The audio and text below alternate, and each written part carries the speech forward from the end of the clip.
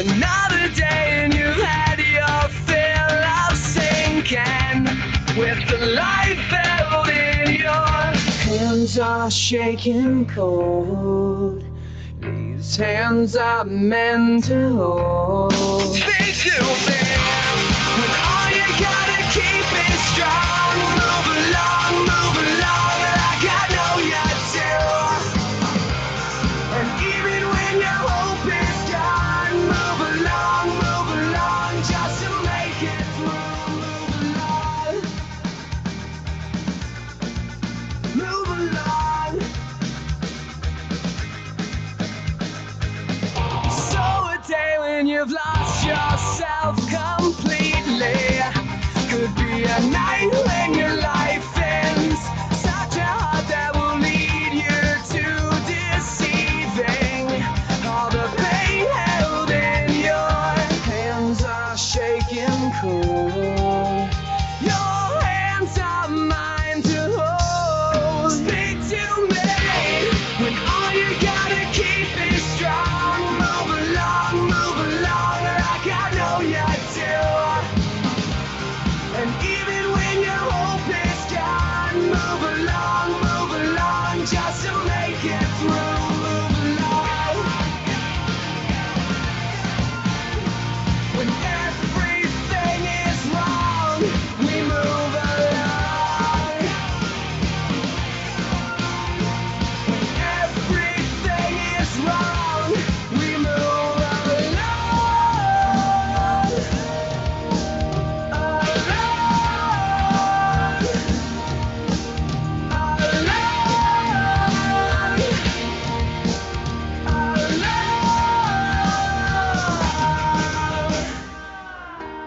When all you gotta keep is strong, move along like I know you do.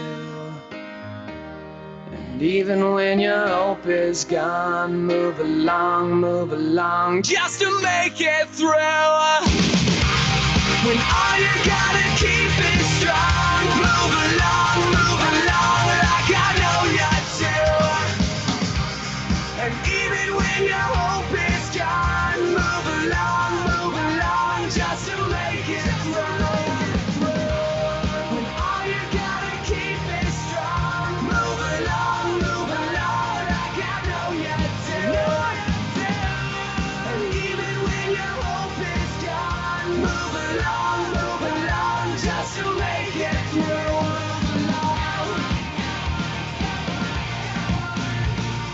Right back what is wrong, we move along.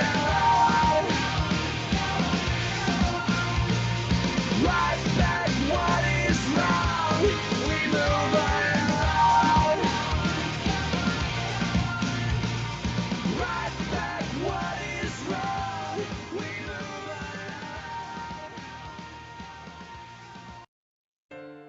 Whoa, hey, whoa.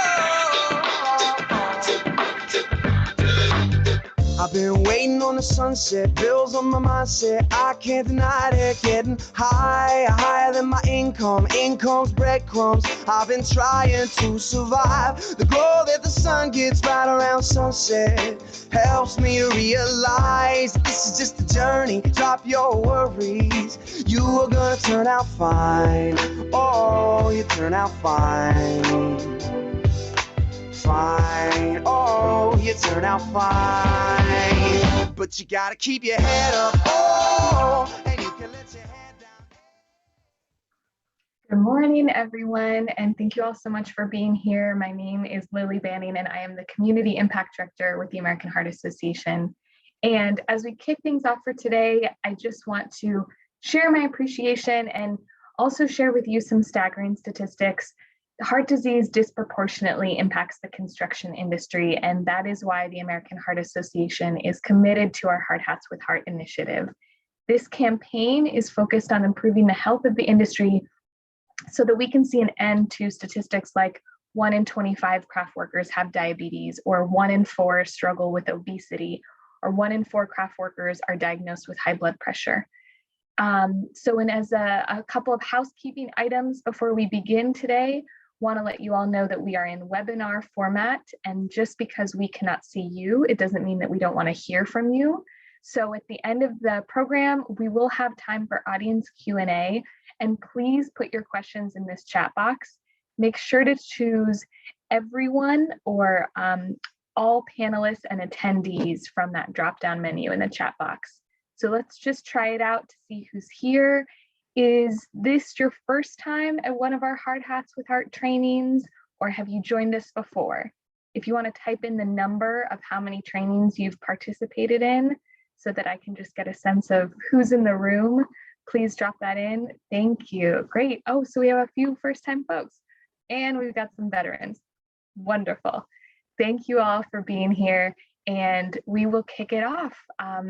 Through this training, you will hear about exercise, and we'll hear from some experts, a exercise and fitness professor who's going to highlight the value of fitness outside of your already very active day.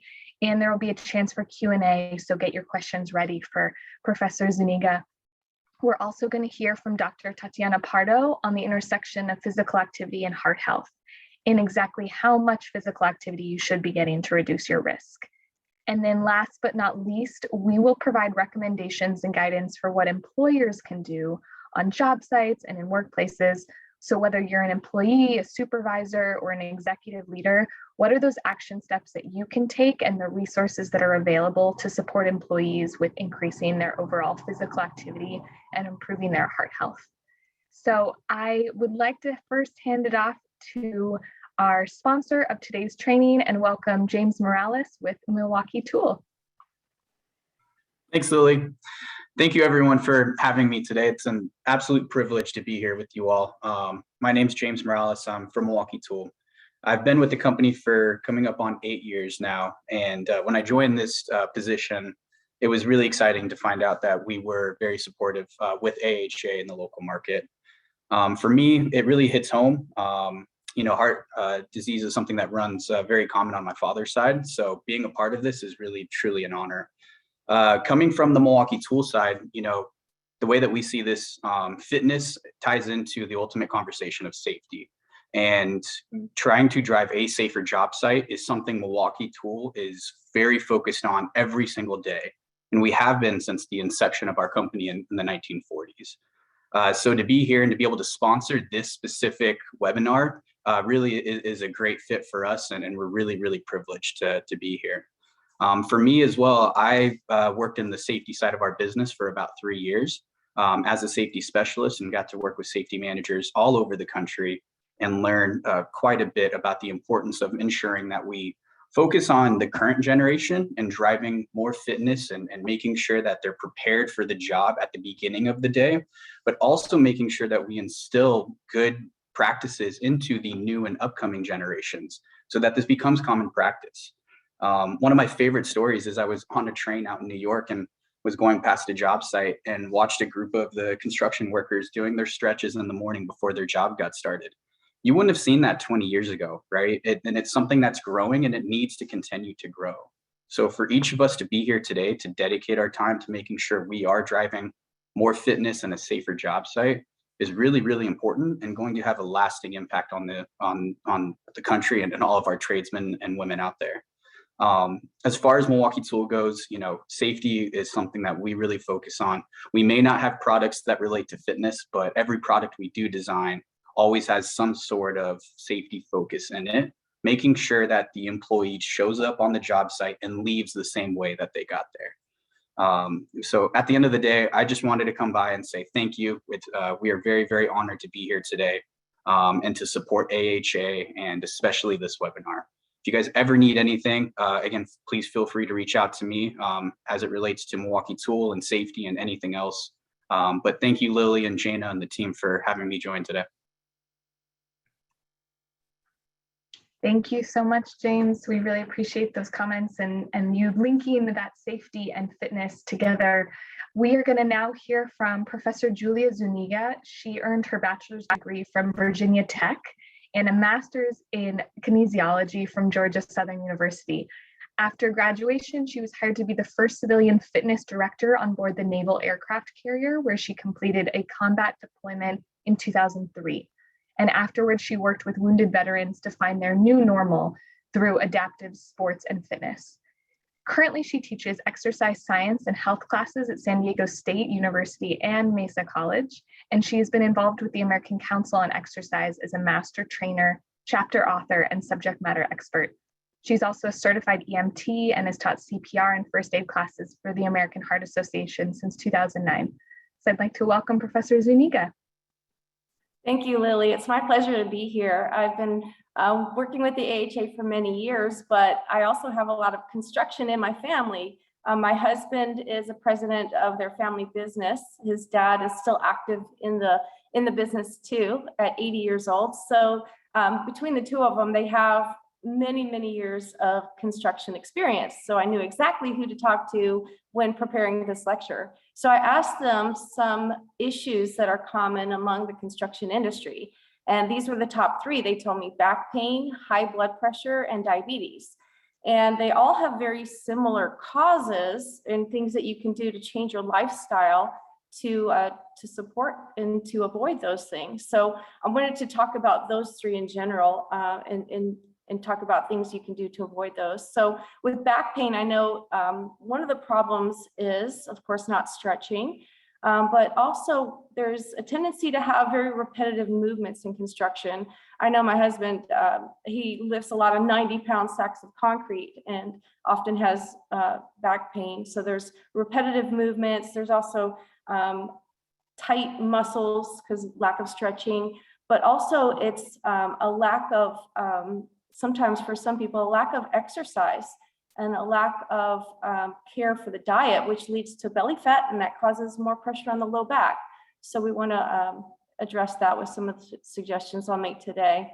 And also with high blood pressure, that's related to diet as well. A lot of times I know in the construction industry, there's meals, on the go. There's not a lot of time. You don't have a kitchen to prep your meals. So you may eat something from convenience stores.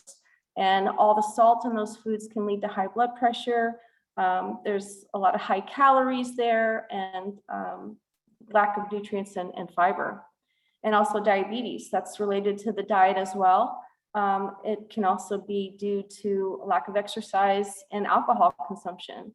So all of these are related, as well as stress plays a part as well, because it takes a toll on the body and increases blood pressure. And so all of these factors can be addressed through some healthy lifestyle choices.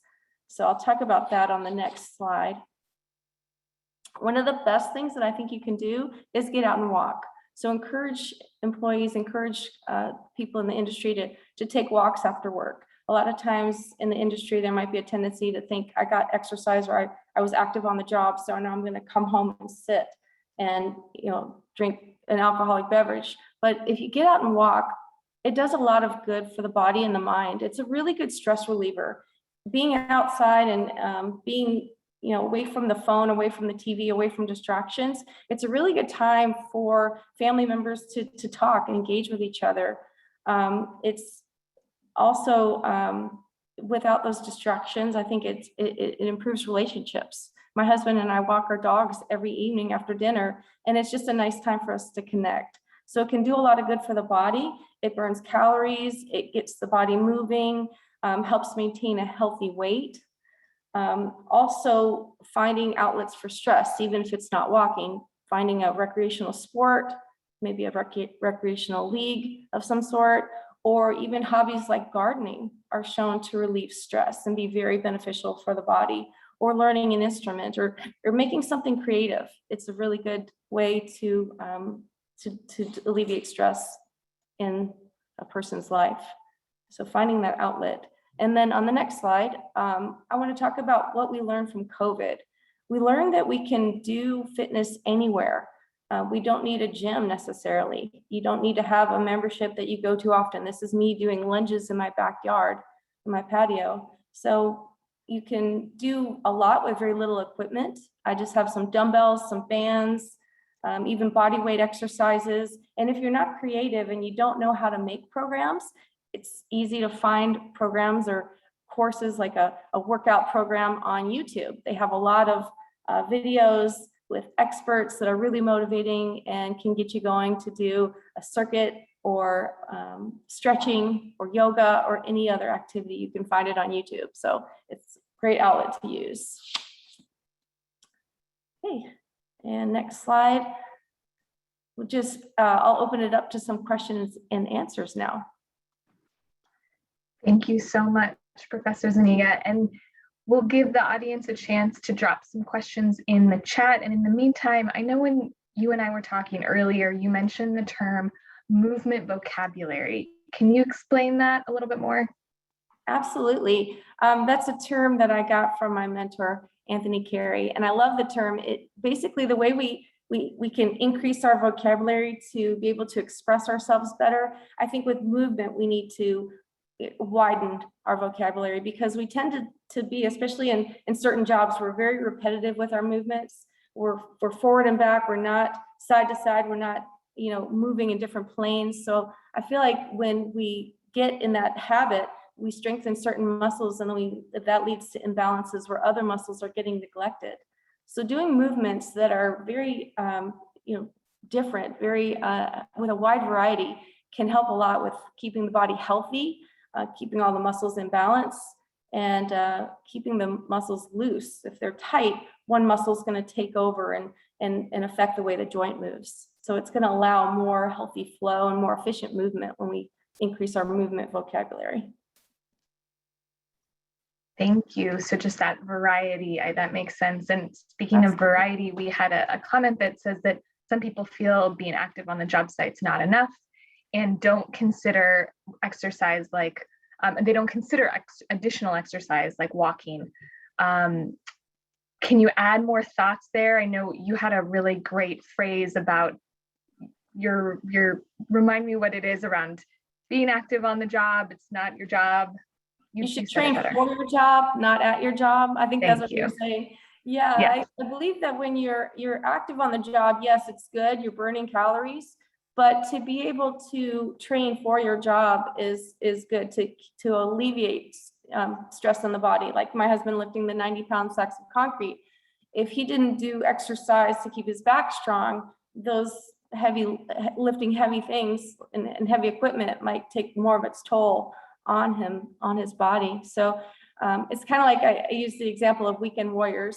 If you're just going out and playing basketball on the weekend without doing any activity during the week, you're likely to get injured. So I think of it as like training for the job, getting prepared to lift those heavy objects rather than, doing that as your workout. Keep your body safer. Exactly. Thank you. Another question was, do you have recommendations for a supervisor or an employer who wants to support their team with achieving some of their fitness goals?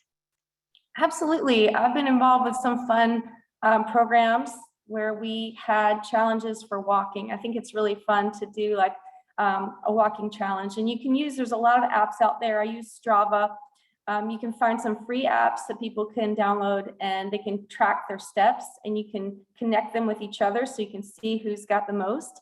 Make it a challenge among the employees and see who has the most steps, or maybe group them up and see which team can have the most steps during a certain amount of time. Or you can do some sort of a weight loss challenge, especially during the holidays. That might be helpful. Having people weigh in on a weekly basis and see which team can drop the most weight. So those are some examples of things that you can do.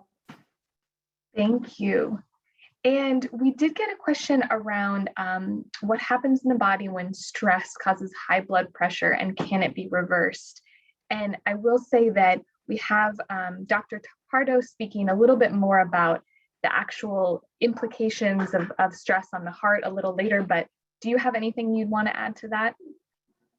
So the question was, what does stress do to the body, and can it be reversed? As it relates to blood pressure. Yeah, it definitely can be. It's stress puts a lot of pressure on the interior lining of the blood vessels, the arteries, especially around the heart. When they're damaged, they can allow things like plaque. It's cholesterol that then hardens, called plaque, and that decreases the diameter of the arteries, so it can't deliver as much blood to the heart. And when that gets to the point where it's completely blocked, that's a heart attack. So we need to make sure we keep the the body healthy to avoid too much stress that causes the damage. But we can lower cholesterol and lower blood pressure by healthy diet and exercise. That was the perfect response. Thank you so much. That is going to be our last question for now, and we will continue to monitor the chat and leave some room for Q&A at the end of this. But thank you so much, Professor Zuniga. Thank you for your time and your expertise. Thank you. Thank you for having me. So we are going to move on to introducing Dr. Ingrid Tatiana Pardo. She is a native of Bogota, Colombia, and she's a primary care physician with a master's in public health and a concentration in health service administration. She is an expert educator in health promotion and prevention of communicable and non-communicable diseases, and a consultant for quality improvement processes in healthcare, as well as the board president of the American Heart Association in Kern County and Central Valley, California. So I'd like to welcome Dr. Pardo. Hello, my name is Tatiana Pardo. I'm a physician. I'm a primary care physician, master in public health. I'm a healthcare quality improvement consultant and healthcare quality management advisor. And for the American Heart Association, I'm the board president for Kern County and Central Valley here in California. Sadly, about only 20% of adults achieve the recommended amount of physical activity. And as a physician, I know that inactivity increases the risk factors for death from heart attack, stroke, type 2 diabetes, and many others. For that reason, it is important to recognize that the physical activity that you do at work impacts your heart health in different ways than you work out outside of work. One of the theories is that when you are exercising in leisure time, you are stressing the body in very specific time of periods.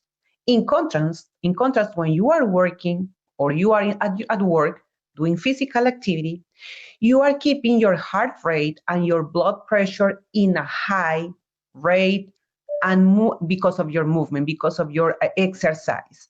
This is the first thing. So you don't have time, or your body doesn't have time for the recovery time that is important.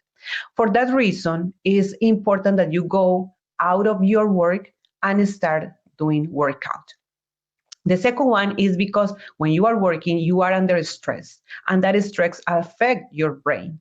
So the only recommendation is as well, go outside and do different activities. It means that if physical activity out of work improve your sleep, your memory, your balance, and your body. As well, is a natural mood lifter, and of course, keeps the doctor away of you. Next one, please. As a physician, we know that people who are not physically active, they are more likely to develop or increase the risk for heart attack and stroke, have obesity or overweight, and of course, high blood pressure, high cholesterol, high blood sugar, and the other risk factors. For that reason, we recommend at least 150 minutes a week for moderate or intensive aerobic activity, or 75 minutes of a week of vigorous activities. So what is the difference? When we say 150 of moderate intensity is like a walk, a good walk with a good pace. When we talk about vigorous aerobic activity is when you are swimming, when you are jogging, when you are doing like a greater activity.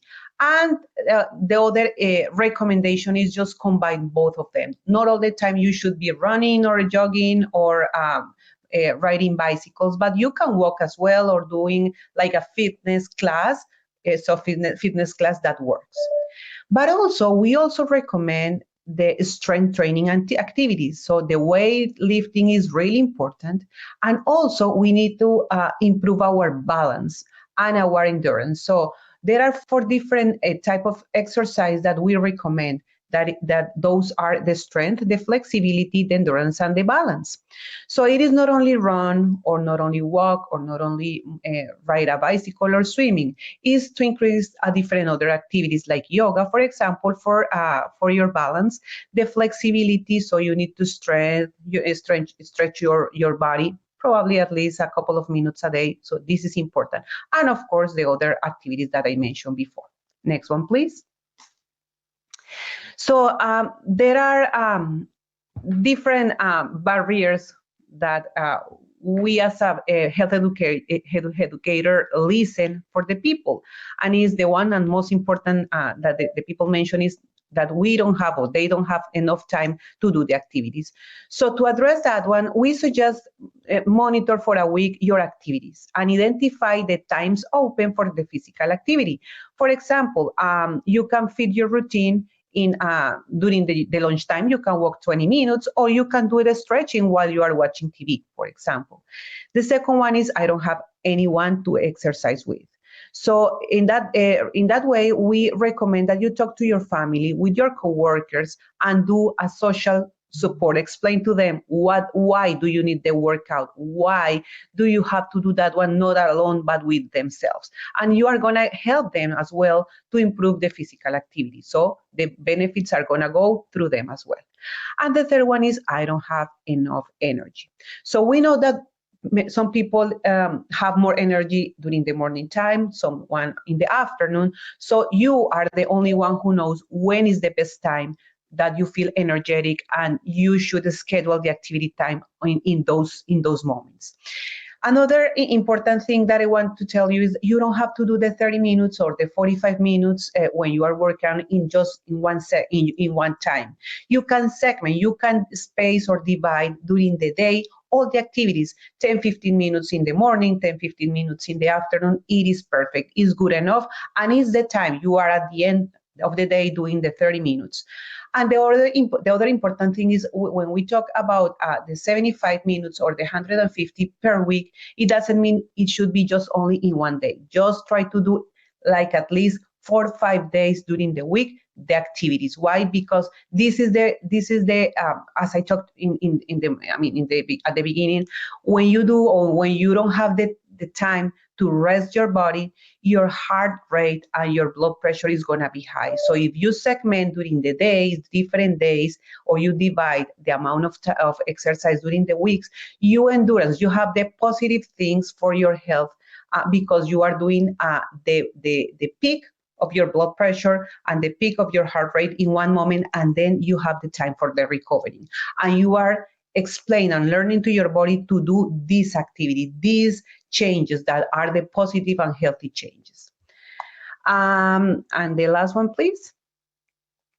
And the last, this is one of the important things that we don't have to forget, and is hydration. Hydration is critical for the heart health.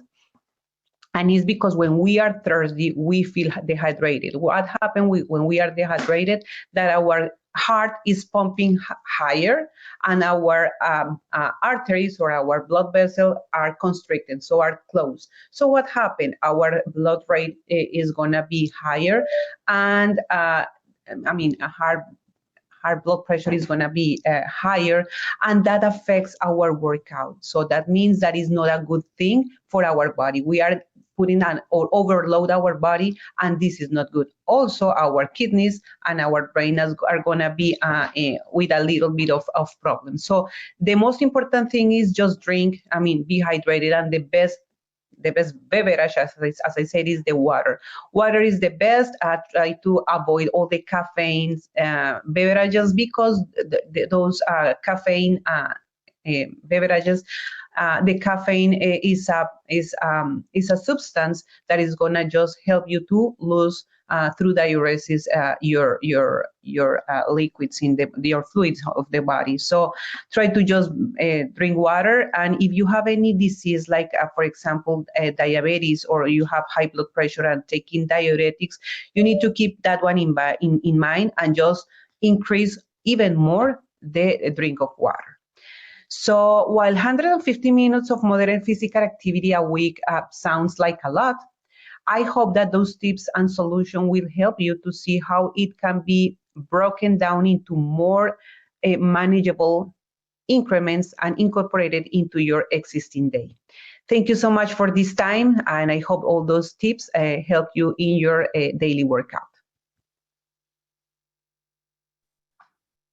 Thank you so much, Dr. Pardo. And I know we had a few questions in the chat, and I wanted to address one that directly relates to what Dr. Pardo just shared around the need to break up our physical activity because we just don't all have 75 concentrated minutes. And so, Amy, I believe you had asked, what are the ways that we can actually get some physical activity in a 5-minute or 10-minute spurt? And that's actually what Dr. Pardo is recommending, because when we are exercising, that heart rate is so high, it takes a while to come back down.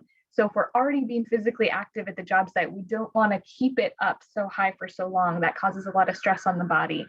So in that 5 to 10 minutes, we can also remember that exercise, as she mentioned, looks different. It is not all cardiovascular sweating. That's not, exercise has different forms. So when we talk about strength exercise, flexibility, endurance, those all come together. So even if you spend that 5 minutes stretching or balancing on one foot or doing a forward bend, that's all important physical activity that's going to support your overall heart health. And that only takes 5 minutes. And that will contribute into that 75-minute or 150 minutes over the week. And I will continue to monitor the chat for more questions. I'm also going to move on just so that for the sake of time, and if we don't get to all of the questions, I will be sure to follow up with you. But we have heard from colleagues about what you can do individually. And now we want to talk about what employers and workplaces can do to support physical fitness. And one thing to mention is it's so important when you are improving the health of your workplace to seek employee feedback. It seems daunting to make these big changes as a company, but if you start with some attainable goals and you evaluate your efforts and you keep going back and asking for input, making adjustments to gradually improve. So here's an overview. We're going to talk about creating new policies, things that an employer can do, and how to implement supportive strategies. So this guidance comes from the American Heart Association's Workplace Health Achievement Index, and we'll drop that link in the chat because it is a go-to toolkit that's available for all employers to use. And we encourage employees to be more physically active, but you need that support from the environment, from your employer, and these evidence-based policies and benefits. They play a huge role in employees' health and well-being. And a formally written standard or an expectation for employees will guide those behaviors, and it really does influence the culture of health that you're creating.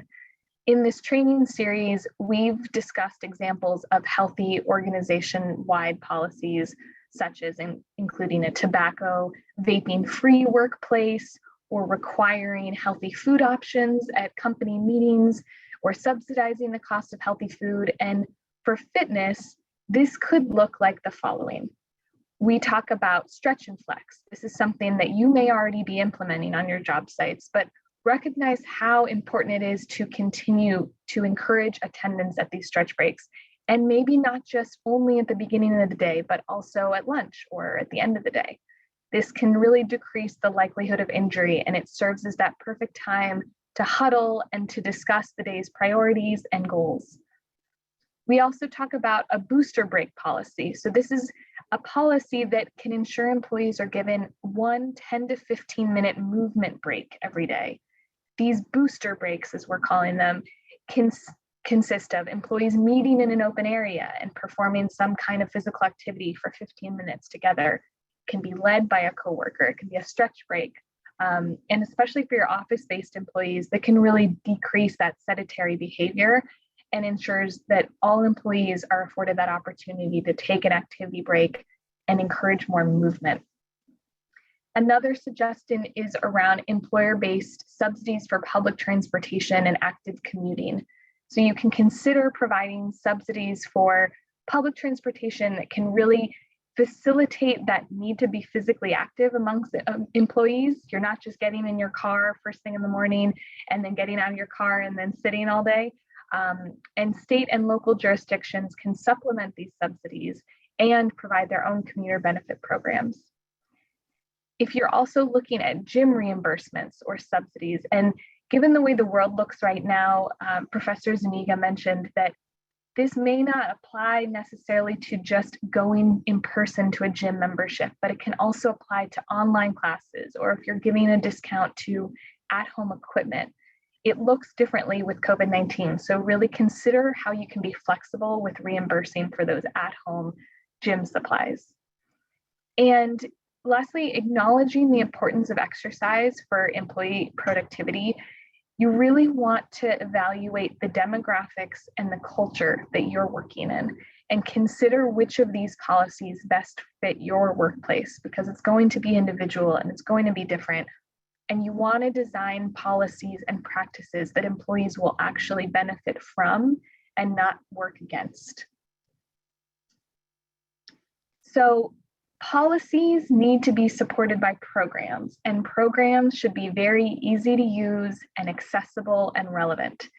For instance, a well-designed financial incentive for physical activity can actually encourage employee participation. And we have a study that found that employees who are given $25 to attend the gym once, and then an additional $100 to attend the gym once per week for 8 weeks, were more than twice as likely to continue using the gym relative to the employees who were given no incentive.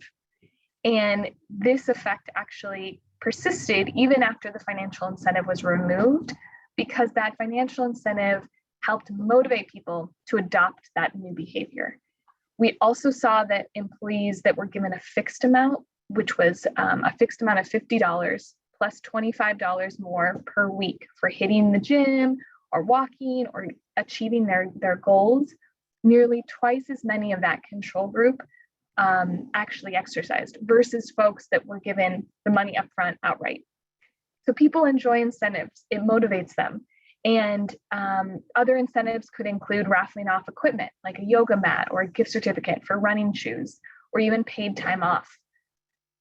We also think about a supportive strategy like a walking meeting, and employers may not consider this very feasible for some of your job sites, but if you do have some options where you're meeting and you're huddling already, why not walk? And if you're going to walk, it's going to be important that they can have a safe space to walk. So you want a safe, accessible walking path.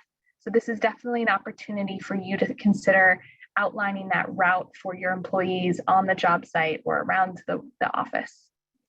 And walk for charity. Professor Zuniga mentioned that today. Some people may be motivated to get fit by the thought of helping others. So select a good cause or several causes and encourage employees to participate in a charity walk or run. You could even sponsor one that starts at your workplace. And there are so many great events for you to choose from across Oregon and Southwest Washington, especially now that things are reopening. And I will say, if you are interested in learning more about the American Heart Association's Heart Walk, we will drop a link in the chat in case that is an event that you'd like to participate in. But it's around designing these health programs that support and encourage alignment with your company policies. A policy cannot exist without that supportive strategy, and this will really maximize the impact. Thank you. All right, and the resource hub, we've talked about this before. This is a central location for all the toolbox talks, all the printouts that you can use in your safety huddles, your meetings, printable resources. It's free, it's industry tailored, and we'll drop the link in the chat right there so that you have access to the PDFs. We are also storing all of the recordings of these trainings on there so you can reuse them in your meetings. So please, please check that out. And if you liked today's session, please register for the next training in our series. Our next topic is going to dive into mental well-being on December 8th at 9 a.m. And there is the link to register. We know that mental well-being is the foundation for overall health, and that stress and anxiety and depression directly impact your heart and brain health. And if they go unmanaged, they can become serious risk factors for heart attack and stroke. So please join us in this discussion to talk about stress and stigma and really learn those proactive and preventative tips to address these health risk factors and how to equip you with those core skills and tools, not only for yourself, but how to support your team and your colleagues and your community. And following the end of this meeting, you're going to be directed to a brief post survey. Please share your feedback. Let us know what you've learned. Take the time. I'm giving you a few minutes back. Please fill it out. Let us know, and you'll be entered to win a Starbucks gift card. And then before we wrap, I just wanted to let you all take a few minutes to do your own physical activity. We're going to play this movement video from our friends at Orange Theory Fitness. It's a 6-minute video. That means you've got 6 minutes to incorporate into your day right now. No excuses. But please let me know if any other questions come up, drop them in the chat. And I'm also going to list my contact information on the screen there. And do not hesitate to reach out. We really appreciate all of your support and your participation in today's training. Thank you so much. Have a great day.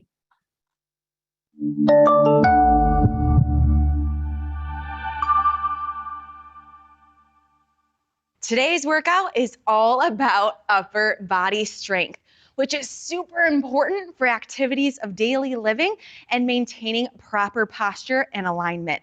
All 5 exercises, 1 minute apiece. First one is a hip hinge T-spine rotation. So hinging at our hips, maintaining a nice and flat back, raising one arm up towards the sky, lowering down, alternating for 1 minute. Going right into a 5-point squat. In our standing step position, we're hinging at our hips, reaching down towards our toes, going down heavy on our heels in a squat, raising one arm, raising the other, and standing up. Option, bend the knees as you hinge your hips. Next up, toy soldiers. In your standing step position, arms are extended, raising one leg up, slow and controlled, lowering down, keeping your chest nice and proud. Next up, standing star reach. Bringing your feet out a little bit wider than hip width apart, hand towards opposite toe, resetting at the top and switching sides. Last but not least, let's elevate that heart rate, knee to elbow, hands behind the ears, driving your knee towards your opposite elbow.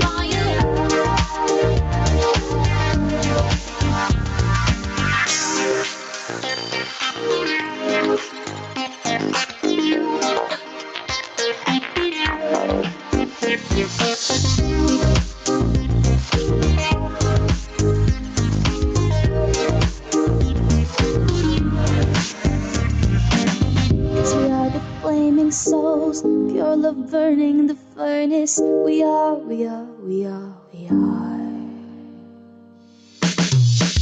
Too hard to take a hold, just like the firecrackers. We are, we are, we are, we are, we are firecrackers. We are fire, fire. We are firecrackers. We are fire, fire.